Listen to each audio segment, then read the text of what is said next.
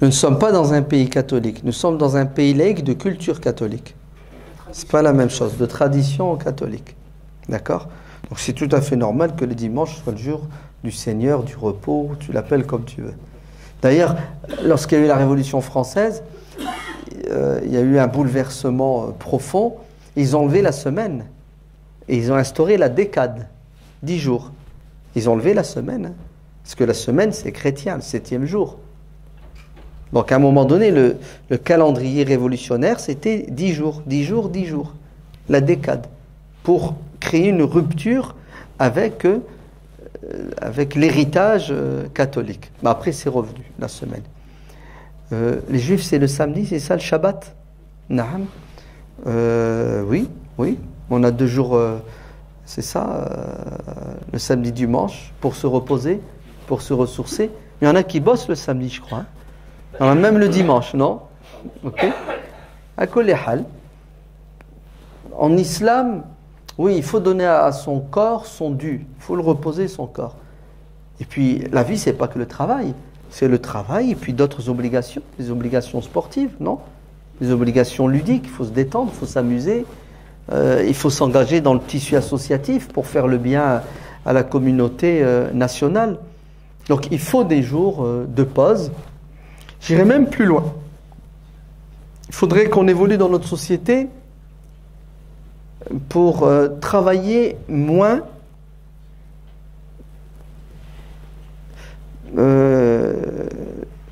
c'est-à-dire, par exemple, travailler de 6 heures du matin à midi. Comme ça, on a le reste de la journée. Pourquoi? Pour faire une sieste déjà. C'est très bon pour la santé. Mais surtout pour s'occuper de nos femmes et de nos enfants.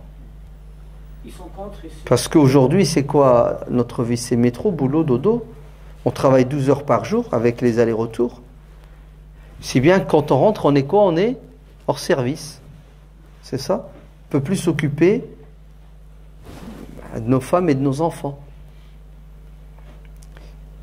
On dirait, subhanallah, qu'on est dans une société moderne où l'esclavage a pris une autre forme. Ouais. Tout ce qui intéresse les puissants, c'est la rentabilité. Ouais. Et c'est très dangereux. Ouais. Puisque la famille éclate. Elle n'existe plus. Très bien. Tu parlais du vendredi, c'est ça? Tu aurais souhaité que le vendredi soit un jour férié, comme le samedi, le dimanche, pour que les musulmans, après les bouddhistes vont demander le jeudi, c'est ça? Les homosexuels le mercredi, ouais, ouais. Donc, on n'est pas clair, il faut trouver un terrain d'entente, il faut trouver un équilibre. En tout cas, on est sûr d'une chose, c'est qu'il y a une loi, ouais, qui a été votée il y a déjà plus de 15 ans, je crois, qui s'appelle la loi des 35 heures. Ouais. Donc si cette loi est bien respectée, normalement à midi, tu as fini le vendredi. N'est-ce pas? À midi, tu as fini. À midi, vendredi midi, tu as fait tes 35 heures. Donc merci pour... elle est de chez nous, celle qui a fait passer la loi. Martine Aubry. Merci Martine, ouais, pour la loi des 35 heures qui nous permet d'avoir une après-midi de libre. RTT, c'est ça? Naam, une après-midi de libre pour s'occuper de nos femmes et de nos enfants et en tant que musulmans pour faire le Jumu'ah. C'est ça? Bon, allez, on va être réaliste et pragmatique. Tu veux le vendredi? Bah, c'est une question politico-politicienne, c'est tout. Ouais. Vas-y. Tu n'as qu'à créer un mouvement de revendication pour le vendredi saint. Ouais, tu l'appelles comme tu veux. Et pourquoi pas? C'est une question de loi. Si le Parlement vote vendredi comme jour férié, tu auras ton vendredi comme jour férié. Et tout le monde sera content, t'inquiète. Musulman ou pas musulman, il n'y a personne qui crache sur un jour férié. Si, les patrons ne seront pas très contents. Parce que, bon, ils vont devoir payer. Mais bon, ce sont des revendications, moi je ne suis pas contre. Maintenant, est-ce que tu es capable? Est-ce que nous sommes capables? Est-ce qu'on va se donner les moyens? Ouais. Point d'interrogation, je ne sais pas. Bon, alors concrètement, ça donne quoi maintenant? Tu veux faire le Jumu'ah le vendredi alors que tu travailles? Très bien. La solution, c'est de demander aux mosquées d'adapter les horaires du vendredi au public, tout simplement. Donc de faire le Jumu'ah, je sais pas, par exemple de 12h30 à 13h, n'importe quoi, de 12h30 à 12h45, un quart d'heure. Hein, entre les midis, on a une pause. Je sais pas, par exemple dans votre ville, vous avez 2 mosquées, 3 mosquées, eh ben, vous répartissez le Jumu'ah. C'est pour l'heure d'hiver. L'heure d'hiver et l'heure d'été. Toute l'année. Non. Non, le Jumu'ah, dans le madhab de l'imam Ahmad, on va devenir hanbalite maintenant, elle peut être faite et accomplie avant Zohr. Et à midi, à 10h du matin, tu peux faire le Jumu'ah. Ouais. Parce qu'on a un hadith dans le Sahih de l'imam Muslim où le prophète a fait le Jumu'ah avant le Zawal, avant midi. Ouais. Avant l'heure de Zohr. Donc le Jumu'ah a un statut spécial, c'est pas Zohr le Jumu'ah. Le Zohr c'est 4 rak'at. Le Jumu'ah c'est 2 rak'at à voix haute avec une khutbah. Le Jumu'ah ressemble à la prière de l'Aïd. Pour certains, dès le lever du soleil, tu peux faire le Jumu'ah. À 8h du matin, 9h, à 10h du matin, tu peux faire le Jumu'ah. Et chez les Malikites, tu peux même la faire jusqu'avant le Maghrib. Tu fais le Jumu'ah, après tu fais l'Asr et tu fais le Maghrib. Donc on a, alhamdoulilah, assez de quoi? Assez d'amplitude horaire pour pouvoir faire des Jumu'ah dans une même ville pour s'adapter aux emplois du temps des fidèles musulmans. Mais faire une Jumu'ah fixe toujours à 14h et on s'en fiche des gens, ça n'a pas de sens. On regarde, la majorité, c'est quoi? La majorité, on veut que le Jumu'ah soit à 12h30, le temps de venir, de prier, de repartir au travail. On fera le Jumu'ah de 12h30, elle doit durer combien de temps? 10 minutes. 10 minutes. Bismillah, alhamdulillah.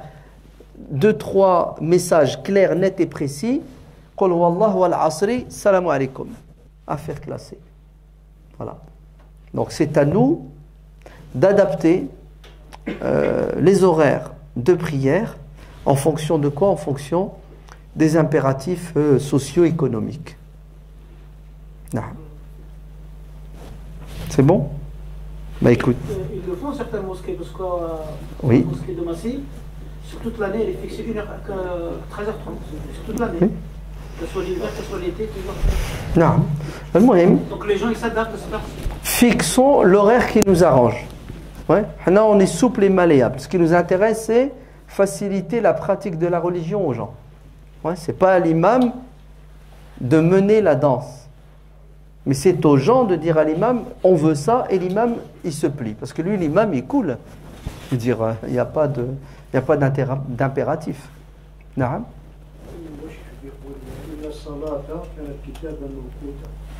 كانت على المؤمنين كتابا موقوتا.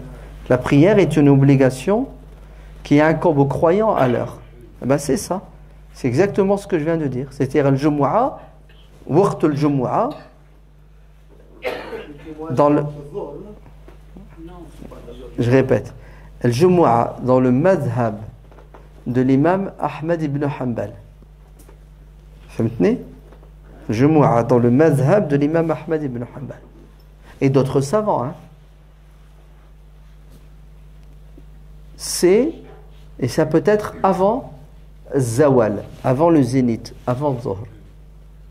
Parce que le hadith de Jabir ibn Abdillah, dans le Sahih de l'imam Muslim, le prophète, sallallahu alayhi wa sallam, salla al-Jumu'ah qabla al-Zawal. Voilà, dalil. Tu l'as jamais entendu, c'est la première fois que tu l'entends, alhamdulillah. Wa qul rabbi zidni ilman. Donc on peut faire le Jumu'ah à 11h du matin sans problème. Et on a le droit de mélanger les écoles. Avec plaisir. Ça s'appelle at-talfiq. Ouais. Pourquoi? Parce que... On va prendre une chose où notre intérêt personnel, par exemple, oui. L'imam Ahmed ou l'Hanbali ou l'imam Malik. C'est ça. Exactement. Tu sais pourquoi? Parce que toutes les écoles, c'est l'islam. L'imam Ahmed ibn Hanbal, son madhab, c'est l'islam. Il est basé sur le Coran et la Sunna. Alors, je vais t'expliquer la logique. L'imam Malik, c'est l'islam, puisque l'imam Malik se base sur quoi? Sur le Coran et la Sunna.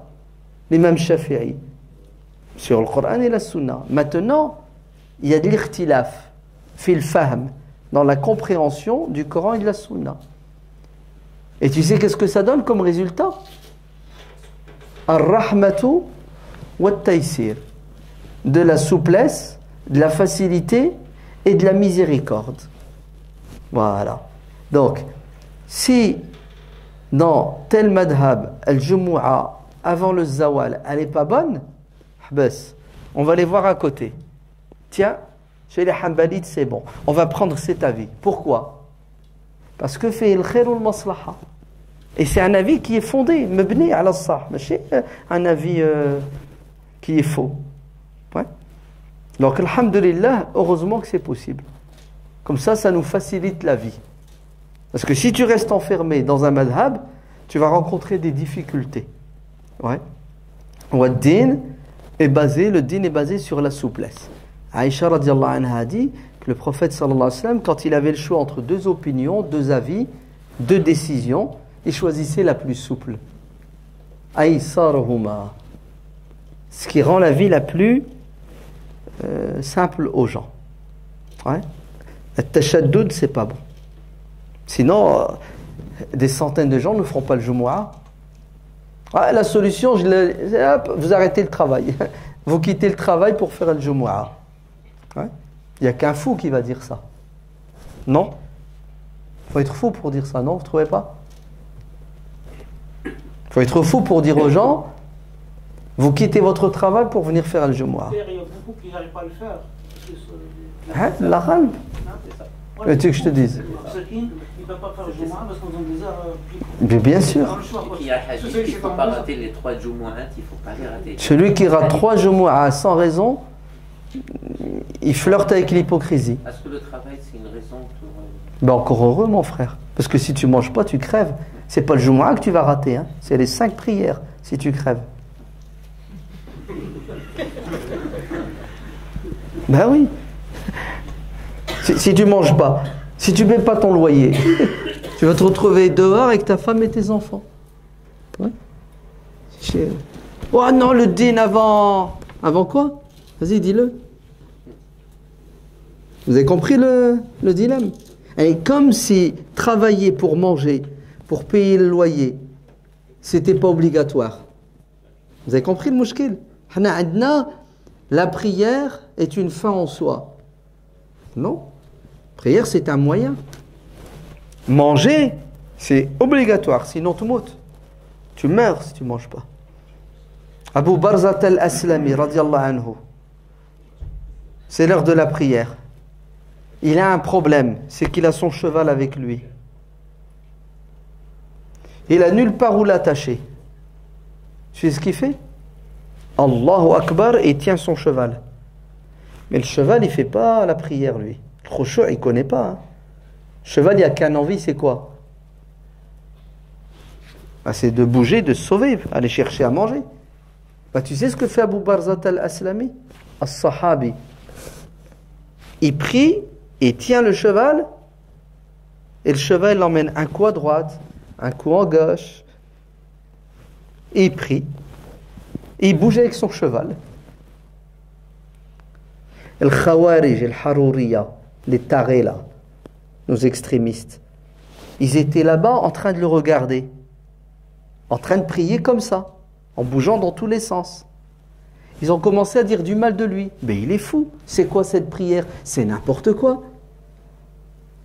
Quand il a terminé la prière, salam alaikum, alaikum salam, il tient toujours son cheval, il va vers eux. Et il leur dit, je vous ai entendu. Je ne suis pas sourd. Hein. Vous savez qui je suis? Je suis Abu Barzat al-Aslami, le compagnon du prophète sallallahu alayhi wa sallam. J'ai participé aux côtés du prophète à 8 batailles. Anna. J'ai accompagné le prophète dans 8 de ces batailles. Wallah, le prophète n'était pas comme vous. Il était quelqu'un de dur. C'était quelqu'un de... Si je lâche mon cheval, tu sais, Allahu Akbar, je suis concentré, je lâche mon cheval. La prière avant mon cheval. Je fais comment pour rentrer chez moi?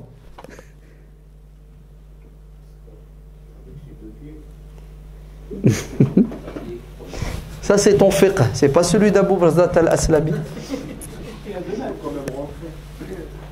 Non, avec son cheval, lui. Lui, il ne veut pas rentrer avec ses pieds.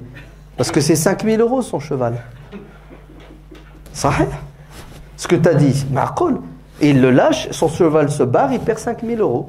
Ah ben lui, qui est un sahabi qui connaît mieux le din que toi et moi, ben il a fait la prière en bougeant dans tous les sens avec son cheval pour ne pas lâcher 5 000 €. Et il a dit au Khawarij, vous n'avez rien compris. C'est ça le din. Sahih al-Bukhari, Kitab al-Amalu fi Salah. Et rapporte ce hadith de Abu Barzat al-Aslami. Nickel, tampon. هذا هو الفقه الصحيح. C'est ça la bonne compréhension de la religion. Hiram ibn Milhan, Allahu Akbar, il prie. Qui c'est l'imam? A'lamu an-nasi bil halal wal haram. Celui qui connaît le plus le halal et le haram dans ma communauté. Mu'az ibn Jabal. Mu'az ibn Jabal, notre imam. Il ne va pas tenir compte des gens qui prient derrière lui, subh. C'est ce qu'il fait? Cool, tranquille. Bismillahirrahmanirrahim. Et une prière à rallonge. Hiram ibn Milhan qui prie derrière. Ça commence à travailler. Je vais rater mon train. Je vais arriver en retard au boulot. Le patron, il va me virer. C'est ce qu'il a fait, Hiram. Il a arrêté la prière. Il est sorti de la salat. Il est parti dans le coin. Allahu Akbar. Qul wallahu ahad. In'atinaka al-kawthar. 1 minute 30. Il est sorti, il a pris son chameau, il s'est barré travailler. Et il a laissé Mu'ad et tous les autres prier à la mosquée pendant une demi-heure, 45 minutes. Quand ils ont terminé la prière, ils l'ont tout de suite balancé. C'est ceux qui ont prié à côté. Ils l'ont balancé. Ils ont dit à Mu'ad, Hiram, il a quitté la prière pour aller au travail. C'est ce qu'il a dit, Mu'ad, munafiq. Munafiq. Comment? Il laisse le din pour la dunya. Hiram il a fait quoi? Il est parti au travail. Il a donné à boire à ses palmiers. Quand il a fini son boulot, il n'est pas rentré chez lui. Il est parti porter plainte au tribunal chez le prophète sallallahu alayhi wa sallam. Et le destin a voulu qu'au même moment, Mu'ad ibn Jabal arrive à la mosquée pour se plaindre de ce compagnon hypocrite qui a laissé la prière pour aller au travail. Le prophète va écouter avec ses 2 oreilles. Hiram ibn Milhan, Mu'ad ibn Jabal. Qui a raison, qui a tort? Qui c'est qui a bien fait la prière? Qui c'est qui a perturbé les gens dans la prière? Le prophète se dirige vers Mu'ad et lui dit Afattanun anta ya Mu'ad. 3 fois il lui a dit. C'est ce que ça veut dire, Anta fattan ya Mu'ad. Tu perturbes les gens, ya Mu'ad. Ya Mu'ad, tu mets les gens dans une situation difficile. Ils doivent faire un choix entre la salat et le travail. Pourquoi est-ce qu'on met les gens dans cette situation alors qu'il n'y a pas de contradiction entre 2 obligations? La prière est obligatoire, le travail est obligatoire. Et tu dois ménager les 2. Et c'est possible. Ya Mu'ad, quand tu pries, tu dois prier selon la personne qui est malade, selon la personne qui est âgée, selon la personne qui bosse d'al-haja. C'est pas toi la référence, l'imam, qui toute la journée n'a rien à faire. Tu dois adapter la prière au public et prendre en compte le plus faible et non pas le plus fort. Celui qui est malade et non pas celui qui est en bonne santé. Celui qui est pressé et non pas celui qui a le temps. C'est ça la bonne compréhension et la bonne pratique de la religion. Ya Mu'ad, tu es un fattan. Au nom du din, tu éloignes les gens du din. Parce que, vous avez compris le problème où il est? Ramadan approche. On va encore nous faire des tarawih jusqu'à 1h du matin. Le lendemain, toi, crève au travail, t'es mort au travail, il s'en fiche, l'imam. Donc attention, Allah barik fikoum, Il faut savoir quoi? Faire l'équilibre. Et quand on n'a pas le choix, il faut faire le bon choix. Il ne faut pas se tromper. Wallahu a'lam. Que Dieu vous bénisse. On va s'arrêter ici. Au plaisir, Inch'Allah, de vous retrouver. Subhana rabbika rabbil izzati amma yasifun. Wa salamun ala al-mursalin. Walhamdulillahi rabbil alamin.